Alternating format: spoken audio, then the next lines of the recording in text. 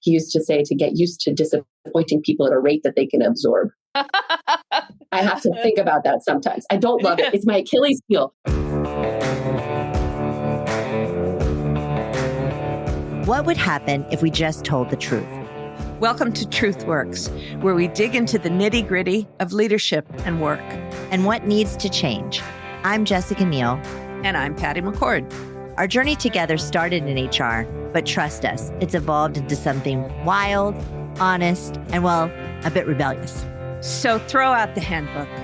We're here to redefine rules to work for us, not against us. Let's dive into another episode.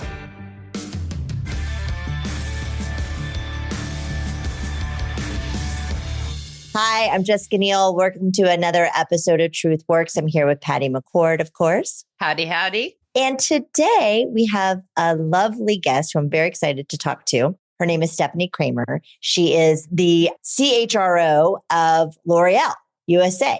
And you have been in the fashion and cosmetics industry for a very long time. You did not start off in human resources. You started off on the business side. I want you to tell us about that. You're also an author of a great book, which it's called Carry Strong. And I want to talk about that too, because there's a lot that I think we can unpack about being a woman executive and being pregnant and having a career and all of those things. But welcome, Stephanie. We're so excited to have you. Tell us the story. Tell us your whole life. Thank you so much for having me. It's such a pleasure to be with you. So I'm so excited to get a chance to tell the story because as you shared, it's a little bit unconventional. And I think so many things listeners will relate to is I think all of us actually have a very unconventional path when we actually think about it. But for me, as you mentioned, I've been in kind of the beauty cosmetic space for almost my entire career, but in a lot of different dimensions. Actually, my undergraduate degree is in chemistry. So I always thought I would be kind of more in the behind the scenes and moved closer and closer to with people. And so I started out at a fragrance house. So a lot of fragrances and beauty products are made at perfume houses. So there's perfumers and they work across a lot of different brands. And so I worked at one of those companies and I actually, for analytical majors, did a rotational project. So I lived in the US, I lived in the UK, I lived in Asia, and I had different jobs for these analytical majors to turn us into business people. And actually I found that I loved it. So I loved marketing aspects and creating concepts and working in ideas and working with creatives like perfumers on new different types of scents. And it was really, really fun. I came back to the US after doing that program and I wanted to work for one of the best. And I actually came to work for L'Oreal on the Ralph Lauren fragrances brands. And I worked on some very iconic ones like Ralph Lauren Romance, you probably remember, and all the polos at the time. No, I had a boyfriend that wore that polo. Mm-hmm. Mm-hmm. Yeah. Mm-hmm. Smell you later. It just reminds me of like high school. You know? Oh, yeah. I mean, and by the way, every time I say that, people will say that it reminded them of one of their boyfriends because it was a pretty big brand at the time, but it was a really good party trick that I could also smell the different fragrances on people. Right. So it'd be like, that's polar black, that's polar blue, that's Issey Miyake, Aqua de Jo. I mean, I just defined the era, but that was pretty fun. So listeners might be thinking about different boyfriends. Yes. And then I worked on a brand called Matrix. So Biolage, the shampoo, also smells amazing, by the way. Amazing. Fantastic products in another one of our divisions at L'Oreal. And then I actually left the company. So I'm a boomerang to L'Oreal and I went to work at Chanel. So I worked at Chanel again in fragrances, working on brands like Number 5 and Coco Mademoiselle and Chance and worked on the skincare products. Beautiful company, beautiful brand. Doorknobs really shaped like Number 5. It's just fabulous. And then I missed the entrepreneurial spirit of L'Oreal and working on global brands from the US. So at that time, I came back to L'Oreal and I worked on Kiehl's, which is another incredible iconic brand, again, in marketing. So I was the head of global marketing for Kiehl's here at L'Oreal, which is in our luxury division, and then moved to SkinCeuticals, a skincare brand. So we moved people pretty quick, part of our development program, and then was US general manager of that brand, and then our global general manager. And then the little pivot happened, or big pivot happened, and I became our first people experience officer before coming CHRO and transitioning with our CHRO before me, who retired. And so it's been an amazing adventure, and I truly I get very passionate about the brand and the organization that I work for because I've had so many different experiences, but also have worked with lab teams. I've worked with operations teams. And so I really have a passion for the products that we work on. What a great story. So when you were presented the opportunity to go into human resources, what was your first reaction? Because you had not been on that side. What did you think? Well, to be totally honest, because this is the Truth Works podcast, I actually physically fell off my chair. Like I remember being like sitting back and being like, I'm going to fall. You can't see me, y'all, but I just fell off my chair for dramatic effect. But, it is such an important role. And there's so much responsibility. And I think for any of my friends and family members and teammates, and I love leading teams. I think I've been a leader since like the sandbox when I decided, what we were going to build. So that's not a surprise to anyone. And I'm like always was the designated driver. And I'm a planner. If you have those group vacations, like watch out, I'm going to mail you the itinerary. So that part of it is exciting. But I felt this pride and responsibility for doing something I hadn't been, leading experts and leaders in HR that I hadn't been. And it was so different, but I still was like very, very humbled. I'm still very humbled to have that opportunity. Oh, that's interesting. So HR had a pretty good reputation at L'Oreal. So you weren't like, oh God, no, don't send me to the trenches with all those evil HR people. It's very funny because I didn't have that reaction. Some other people had that reaction. Uh-huh. And I remember the holidays season at that time, people were like, you're really going to go be an HR person? And I thought and even now, by the way, still people are like, well, HR. And I'm like, well, I'm a business person. I'm a business person. Right. But no. And actually for me, it was a really amazing opportunity to bring my business experience to the HR team. And frankly, a lot of the marketing. So exactly as you said, HR doesn't always have the best reputation. So, we started this really incredible theme and event and tent poles and all of this stuff, basically about HR things. So we call this big event our People Manager Town Hall. We have People Manager Salons, and we have this people first leadership culture. All of those things, we're still sharing HR initiatives. So if you're listening from L'Oreal, surprise, these are actually HR topics. Uh-huh. But when they're shared by leaders and they're talking about your own development and they're talking about leadership in that different way, it's exciting and it's engaging. It's HR, but it's not, payroll. And by the way, payroll is super important. And I had to learn a lot about salary planning and payroll and rewards and benefits and pensions. But the other part that I did know was how to best utilize my HR team as a business leader and how to make sure that it's marketed in a different way. And I really think that's the power of HR now. Well, you can help us rename the function. Yes. There aren't any really good ones. When I left Netflix and I started consulting, it was the beginning of the .com boom, right? And it was happiness officers. Yeah. Chief happiness officers. And it was just nauseating. And I thought, oh my God, I can't wait till we get through this phase. Well, yeah. And even we called it talent at Netflix. Yeah, and that wasn't even a great name, And that's partly because of so many things I think happen in organizations because of who's in the role.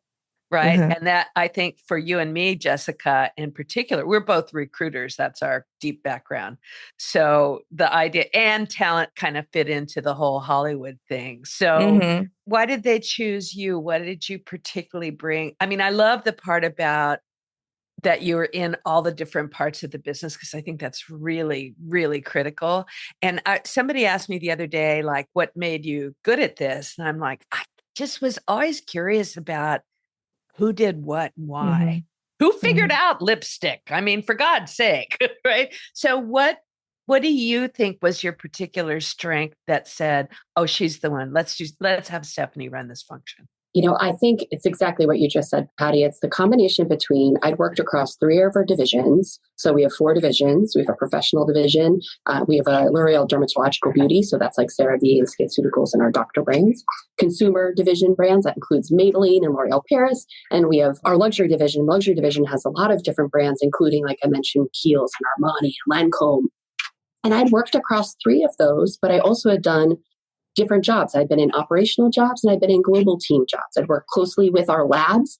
I've also, worked really closely with operations. So, and by the way, I was the marketer and the teammate who, we were talking about this the other day, the CEO and I was like, when you would go to have a lab meeting, you go to the lab, you work with the team, or when, you're approving a pilot batch for formulation or shipping something out the door for the first time, you go. And I think for me, I get so much energy from that, but I also very much believe in it. Like when I'm in the shower and I'm testing out my 9 different shampoos, because it happens. When I'm thinking about it and I pick up the bottle, I often think about like the component, what it's made out of, and if the cap is oriented or not. But then I think about the people, and I think about all these people of, oh, that's a really cool name, or I wonder who worked on this one. And that's, I think, it's full circle to your question of why me, but I've always been like that. And I really take that every day into my job. I try to think about the lowest common denominator or individual, but also the big picture at the same time. And that's the gift of this job is there's individual human relationships, but you also are driving ultimately culture and currents that are happening at the same time.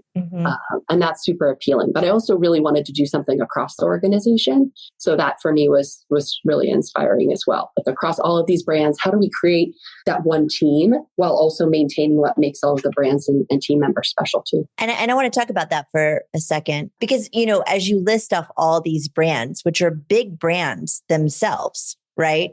That's a pretty large, complex organization. I was wondering, do you have a culture that does sort of overreach and bleed into all the brands, or does Lancome have its own culture and SkinCeuticals has its own culture? How do you navigate that? Yeah, it's both. And one thing I always tell people is that you try to imagine, instead of feeling torn about kind of where your loyalty lies, you can feel these multiple levels of pride. So you can imagine you're a chemist in our Clark offices or our lab teams in Clark, New Jersey. You're working on skincare products. Okay, so working on skincare products for Lancome, which is in the luxury division, which is at L'Oreal USA, and you're part of the L'Oreal group. And all of that could feel a pull in a different way. But instead, I think of it as these multiple levels of pride you can have. And so the brands have their own identities. The divisions have their own strengths, which is pretty amazing because it's across so many different channels of distribution and consumer types. And by the way, we're also one part of a very big global organization. But I actually feel like our values are very consistent, especially like our that entrepreneurial spirit, entrepreneurial culture, culture for innovation and the drive. It's so inherent that it's funny because it has quite a consistent reputation for people, regardless of how big it is, which is actually quite a big organization. How many people are you? About 13,000 in the US. Yeah, that's a lot. The cool thing too is I often talk about, instead of thinking of it as a matrix organization to navigate, I'm like, for me, it's like a net or like a trampoline. It just gives you more. It just kind of lifts you up and keeps you from falling. It can be a lot to navigate, but instead use it to your advantage. I'm an entrepreneur. I love it. I love having this kind of big structure because I like to both push it and also use it. And I think that's what I always tell people to do. I'm like, you know what's so awesome? You could have 10 different jobs in this one company, in different functions. You can also have someone like me who hasn't been in HR, but you know what? The team around me is so strong and where we want to go is so connected to the business that ultimately it's also a way for you to take some risks in a great way that develops people and creates the culture even more and ripples throughout the organization too. But yeah, there's definitely brand identities, and you can often tell when people are walking around what division they're working for. Well, they wear all black. They wear all black with Lancome. Totally. Yeah. You've got our Lux teams. When I worked at Kiehl's, we would wear cool t-shirts, and I'd wear my Converse and my ripped jeans when I was in the office. And then when I worked for SkinCeuticals, I would wear a blazer. Yeah. And I would be buttoned up to go into the doctor's offices. And I think I probably did have better hair when I worked for the professional products division. But now I could just have the best of all of it. I want to pause and tell you how much I love the trampoline metaphor. Yeah. It's cool, right? That is really great that you have, and that you have a place to land. I love it. I love it. Sometimes it can feel like that trapeze thing, though. I'm in New York, and on the West Side Highway, we have this like huge trapeze. I think Carrie Bradshaw did it in Sex and the City or something like that. So sometimes it can feel like that, but there's still a net. So, there's still some intensity to it. Taking risk and innovating and being an entrepreneur can be scary, but totally. to your point, you have a great net, and that's it's a fantastic metaphor. My other question was, when you went into the function, and I'm just curious about this as having led the function myself, what was most surprising to you? I think I was very conscious of what I didn't know. And I don't think I realized at the beginning how much I would actually be able to utilize a lot of my skills from the marketing side, which is very funny. I think I was very aware, and I'm so grateful for my Total Rewards team and their time with me. I feel like that part, I was like, okay, it's something I'm going to really have to focus on and develop. And then there was the other piece of it, which was spending time with HRBPs and individuals. And I knew the jobs though, so I realized like, oh, I know what it's like to be a GM here. And I know what it's like to work in manufacturing, to enough of a level to be dangerous in a good way. Mm-hmm. But a lot of the processes and rigor, I'm reading this fantastic book from Bob Sutton called The Friction Project. I don't know if you guys have read The Friction Project. Yeah, we had him on the podcast. Oh, yeah. So a huge shout out to him, because I will say for me, that's the Friction Project has resonated so deeply. And in thinking about that moment of beginning the HR journey was, how can I make the things that should be easy, easier? And how should I make the things that are hard, keep them hard? And I had to learn a lot of the hard things. It's like, oh, that's why we do that. There's compliance. What's an example? What's the example of a hard? Well, just lots of legal. I think I have spent more time with legal than I anticipated. Mm-hmm. They're a good friend. Yeah, I learned a ton from legal too, and still do. The best thing we learned was together to push each other, So what's our exposure here? What's really the law? How does it really work? How do we really do that? I think that's really interesting. The other thing I wanted to say was, you're talking about exactly what our podcast is about.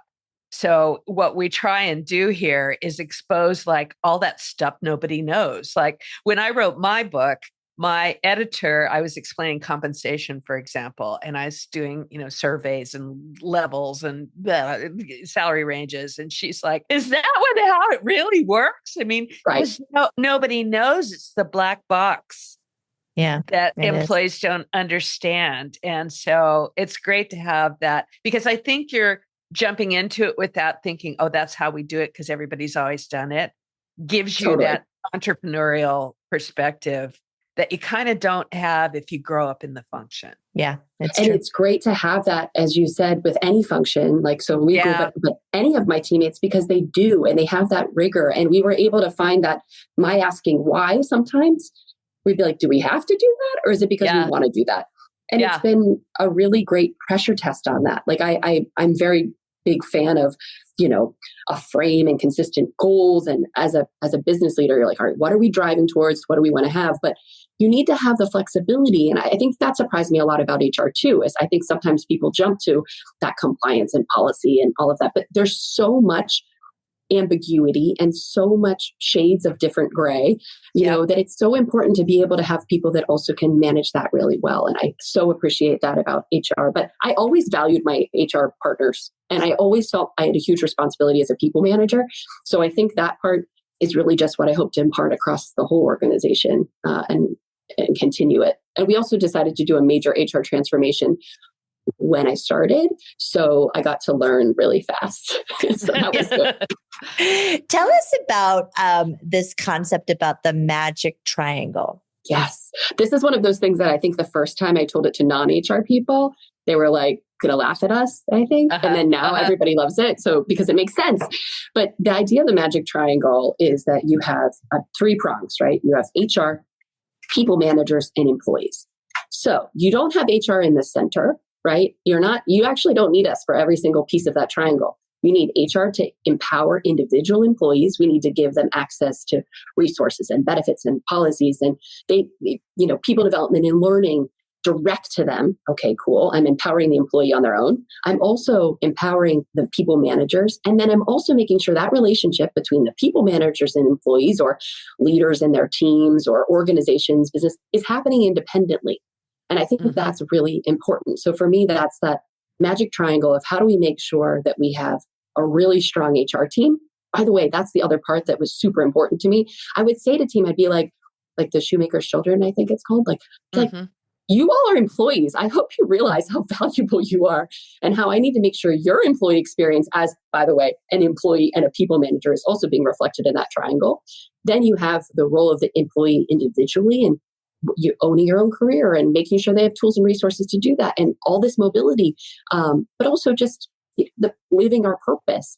And then the last part is that people manager piece, which we really doubled down on in the past 2 years. And we have 3,000 people managers at L'Oreal USA. So if we can impact that and we have fantastic measurable results against it, it has a massive impact across our whole organization, which is really cool. Yeah. And that's a super important concept that you just said that I think that you as a business person bring to the function, that in all of my consulting, I can't believe how scarce it is.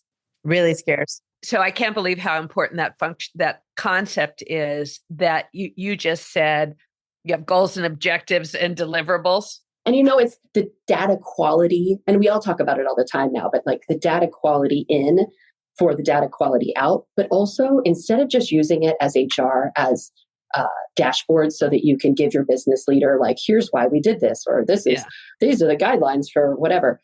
Instead, you have to say, hey, it's really strange that this is what the numbers look like. This is this insight. Is this what you want it to look like? Or how do we want to change what these metrics mean for us, within strategic workforce planning? Or do we want these results to be the same every year? Maybe we do. And I think that's been really important too, to use those insights for action, not just for measurement. And that's, I think I'm really focused on that with the team as well. I think that that's a very important point that you're making. And a lot of times I see within the function a reaction and non-reaction to this data, right? And I think the questions that you're posing are the right questions. And I think what often gets asked or said to leaders is, we have a big problem. You have to do something about it. And then they don't necessarily believe it's a problem, and this is that sort of like overreaction, like, oh, 3 people said that they weren't happy, or somebody said that they weren't engaged. And it's like, oh, but what, to your point, it's like, what do we want it to look like? And what should it mean? And I think that that's where you get to the essence of solving the problem you're trying to solve. Right. Versus looking at it as people aren't happy, and maybe they are, maybe they aren't, and maybe we care, maybe we don't. But that's it. I think that's huge. If we care or not. I mean, we care holistically, but about that particular problem. So, let's pick. We map out the employee journey. Let's pick those moments that matter. Let's think about the magic triangle in those moments. Let's ask for feedback on what we want feedback on, and otherwise, I had to get very used to disappointing people in HR. That's what, so Stefan Chavarnier, huge thank you to him, who was CHRO before me and retired. He used to say to get used to disappointing people at a rate that they can absorb. I have to think about that sometimes. I don't love it. It's my Achilles heel. For someone who doesn't, I don't really love talking about money. My husband says that. I don't really like talking about money, and I hate disappointing people. So HR has been really a test for me. No one comes running into your office and goes, just wanted to tell you how great things went today. Yeah, totally. No. Sometimes I ask them to. I'm like, by the way, if anybody liked any of this, if you could just let me know so that I feel like so I feel better about it. Just to keep it going. It really is a thankless job most of the time. And I always tell people, the metrics are in the P&L. Yeah. Right. Well, one thing I want to make sure that we have enough time for is to talk about the book you wrote, which is Carry Strong. First of all, I want to know what inspired you to write the book. I think I know, but you can tell the story. And then I want to talk about being pregnant at work and moms and careers and all those things. So tell us about the book and what inspired you to write it. So if I zoom us back almost 5 years ago, actually 10 years for me, more than 10 or 11 years ago, I was first trying to get pregnant, and I was working. I was working at Chanel, and it was much harder than I thought. So it took much longer. At the beginning of the book, I tell a pretty tough story about I almost lost my husband, and then we finally were cleared to try to get pregnant, and then I got pregnant. It took a long time, and then I lost a baby, and all these things kept hitting me because I always knew I wanted to. Well, I used to always say I want to be a CEO and I want to be a mom, and I actually realized in that moment it might be more likely to be an executive than it was to be a parent. And I knew which one I cared about more. And so that was a really tough sentiment and tough moment. And I feel like even throughout when I did become pregnant and the beginning of that pregnancy of my older son, it was a very challenging, heavy, scary time. And also I realized that for the first time that there was this like career decision that I had to make. Like I kind of always thought anything was possible. And by the way, I was at a beautiful, supportive organization with examples of female leaders with children, and all the right things, all the systemic things were right, paid maternity leave, et cetera. And I felt that way. So when the pandemic happened, I wanted to do something about it for much bigger than me. So I started doing 4 quant studies. And from that quantitative research, I interviewed also about 250 people, women mostly, with and without children, about their own experiences. And I created kind of a roadmap, I would say, guidebook for both phases of pregnancy and also some principles. And so the phases, and it's not just paternity leave. It's not just the moment you tell your boss you're pregnant. It's a long one. You know, there's a timeline of that pre-pregnancy. And by the way, to the point of retention or attraction, you want to talk about it way in advance too, to employees of all genders and regardless if they want to become a parent, because it's actually really important to people as part of their moments that matter in their life, just to have visibility to it and to be in a place where there's a supportive culture of whatever you choose for yourself in your personal life. So there's that BTTC, before trying to conceive. Then there's the trying to conceive part, which, you know, for me, I had experiences personally, but also with friends and with colleagues that you could be trying to be pregnant at work for 5 years. And you could have a lot of changes in your career while navigating that, or navigating infertility or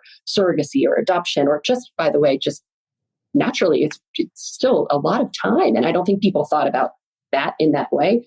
And then there's the big fat positive. So, or BF, otherwise positive, depending on how you feel about it. And then there's the hush time. So the secret moment, which for some people, you might have to share right away at work. You know, you might have actually either you yourself are suffering from HG, or you're having trouble being able to perform your responsibilities, or you physically might be in a work environment where you need to.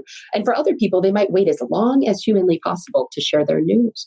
And so that hush period can be very variable. And I thought that was really important versus just saying, oh, you share your news once you have your 12-week appointment, et cetera. And then the last phase I called the push, which is, I love puns, but also because it's this really intense time period that I realized from the research and from a lot of the stories that I'd heard, that women, when they finally have their public pregnancy, they're like, I've got to get everything in my entire life organized in the next 21 weeks that everybody around me will be fine, and you won't forget about me, and my life will be perfect, and I'll come back and I'll get promoted. And I realized this intensity.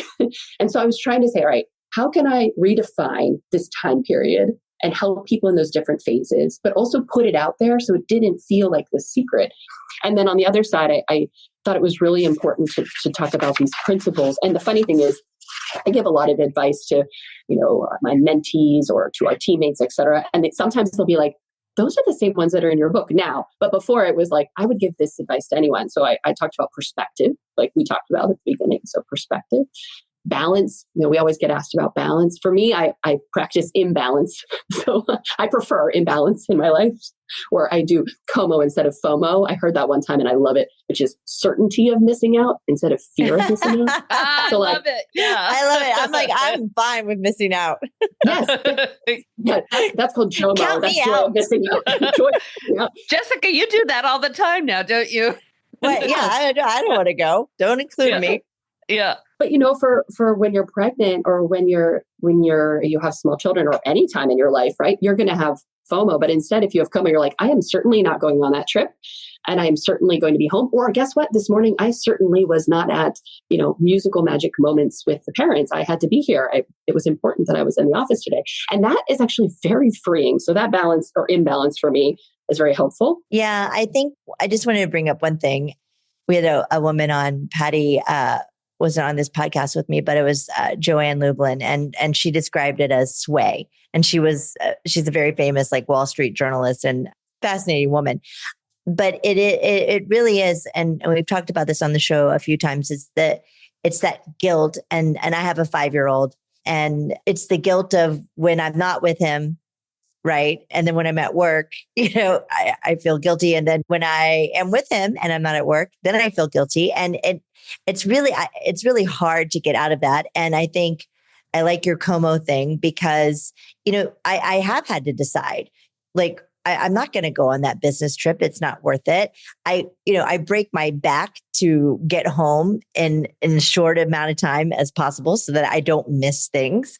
And that's stressful in itself. But, talk to us a little bit about how to do that, right? As moms, as parents. I think for just as you said, like, you've got to prioritize what's important for you and not big picture all the time. Sometimes it's just in a day. Like sometimes I literally will do will this matter? Will this matter in this moment? Will this matter today? Shifting that sliding scalar, that sway, because right now in this moment, where do I need to be? Or this week, actually, maybe this week is a big work week, or maybe for the next season, this is how I need to be focusing my time. And you have to kind of constantly reassess. And I find that also very helpful, kind of be where you are, but also that reassessment instead of feeling like you're constantly failing. Instead, you're just prioritizing what matters most. I used to think about myself as having all of these little cups and having like one water to pour into the little cups. And at the end of the day, I would like shake it and there'd be nothing left. And now instead, I actually think of it having this like one cup and I pour all the little ones into it and it's always overflowing. And it's like a very strange visual. Yeah, it's very similar to the old Stephen Covey, Big Rocks, Little Rocks theory, right? I don't know if you know about that one. Like, if you know what big rocks are, the little rocks all fit in. And I totally hear you about that. And I think that concept, that way of thinking, is a really important, freeing way to talk to people before they have their child, right? Mm-hmm. Yes. So instead of just having one scenario where, particularly women who are workaholics, right? And then I'm going to be and I'm going to have the baby at 11 o'clock and I'll be back at work over the weekend. I'll be home and then I'll be back at work remotely on Monday. And I remember telling people, it's like, you may wake up and decide, oh my God, motherhood, I'm born for this. There's nothing, I can never go back to work. Or you might decide, there is no way I want to be changing diapers, right? And that's a big spectrum. Or maybe you want both. And so, but to be able to think through, and what you did was so helpful with other people around you. What could the scenarios be? What are I have a 5-year-old granddaughter, and my son just had his second child, and he's on a 3-month paternity leave.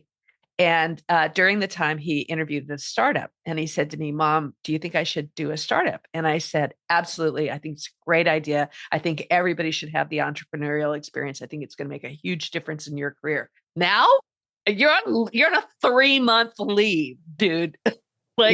You might want to remember back 5 years about how the next couple of years are going to go so that you can think about what those scenarios might be. And I mean, the data, like you did by interviewing all those people, is all around you.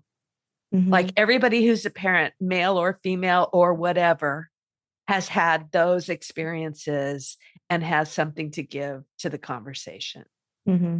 And the great thing is, you remember when there's so many voices, that there's so many. So it's ultimately what you want, because I actually do run physically sometimes from my office to make the train physically as fast as humanly possible. I apologize for those people. I try very careful to not bump into anybody, but I take this 2 at a time in Grand Central because I want to be home and I actually don't mind that chaos. But on the other hand, I try to do that on an earlier side so that I do stay up late and I will respond to my emails. I keep them in my pending folder. But I do that because that's how I operate. And that doesn't mean that's how everybody else has to operate. I started my new job 2 years ago, and I had written the book, and I have 2 little kids, and I taught at FIT, and I have all these cups.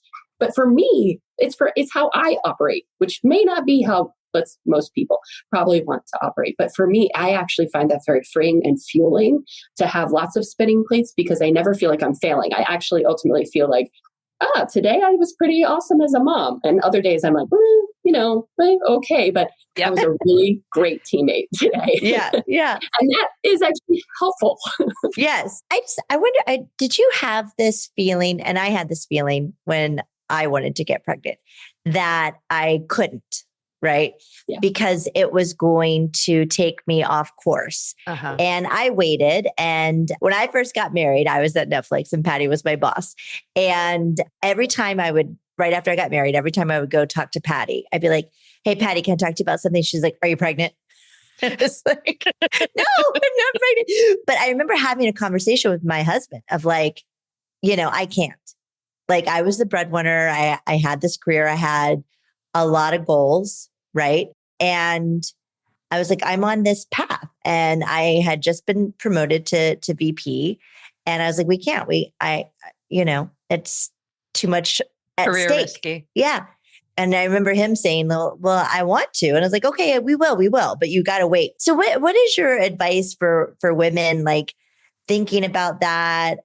Because it can take you off course. And, there's many examples of women leaders and executives that come back after having babies, and maybe their roles eliminated, or things in the organization have changed, and now they don't have a job anymore. So what's your advice there? So the other 3 principles are communication, community, and identity. And all those things you just talked about are really like communication, community, and identity. And, I think for me, the ambition is to have companies and organizations, including ours, where people don't ask if you have a mother's room, but they ask where it is. Like, we need to, and by the way, it's not a normal experience. It doesn't need to be normalized, but it just needs to feel more sway. It needs to feel more integrated into what it is, because I think for so many women, it feels so finite.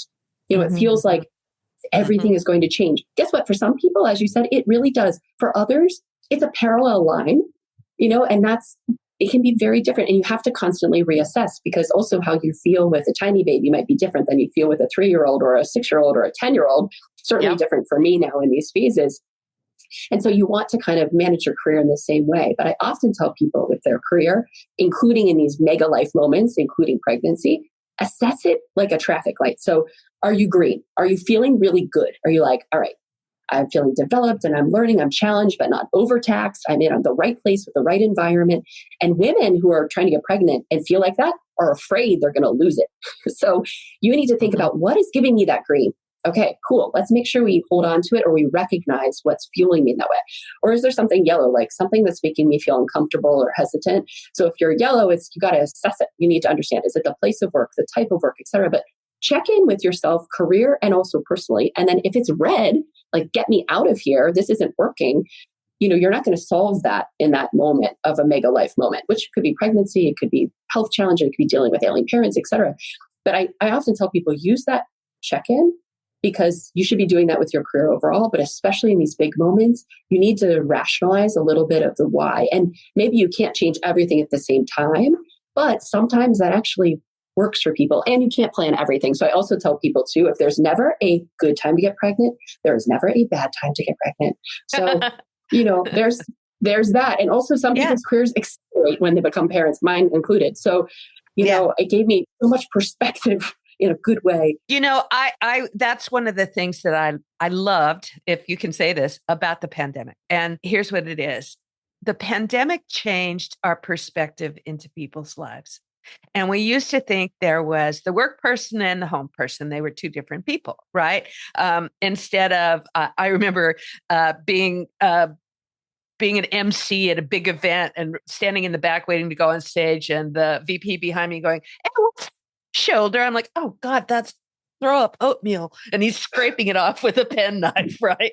But with the pandemic, when we were seeing each other's at home, we saw that that people had families and that the toddlers would walk in or the babies would sit on your lap and you would think, I never thought of Charles as a dad. All right. It never occurred to me that we're three-dimensional. And I think that was a wonderful experience for all of us to be thinking that our employees are not just the people that show up at work, right? Our employees are the systems that support them outside of the job. And it's not two separate things. It's the same thing. And you're talking about integration and feeling safe. That's what it's all about.